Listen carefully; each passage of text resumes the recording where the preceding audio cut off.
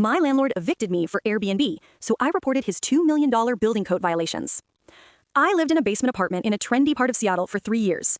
I was the perfect tenant. I paid my rent early, I fixed my own leaky faucets, and I never complained.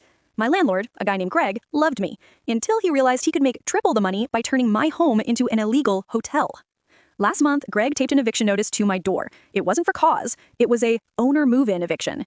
He claimed he needed the unit for his sick mother. Under local tenant laws, this is one of the few legal ways to break a lease.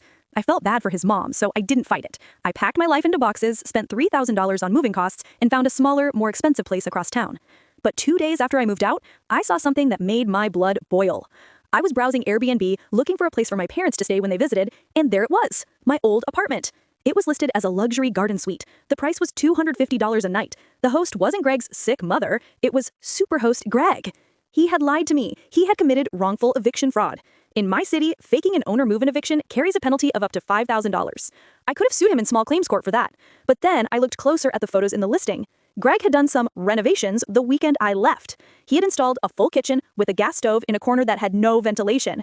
He had added a second bedroom by putting up a wall that blocked the only emergency exit window. I realized something terrifying.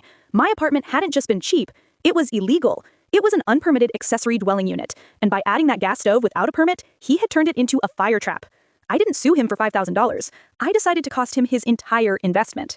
I pulled the public property records. Greg had bought the house for $2 million.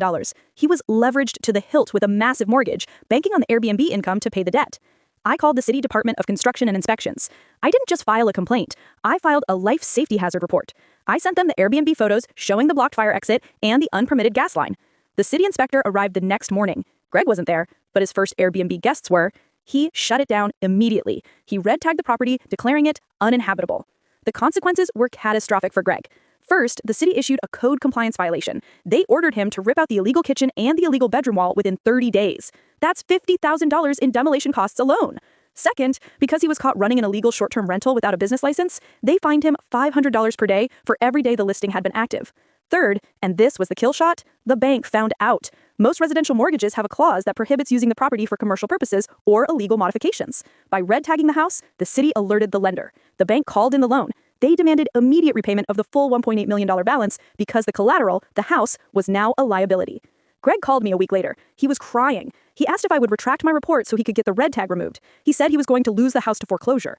I told him, Greg, you didn't lose the house because of me. You lost it because you got greedy. You evicted a good tenant for an algorithm, and you forgot that tenants have eyes. I hung up.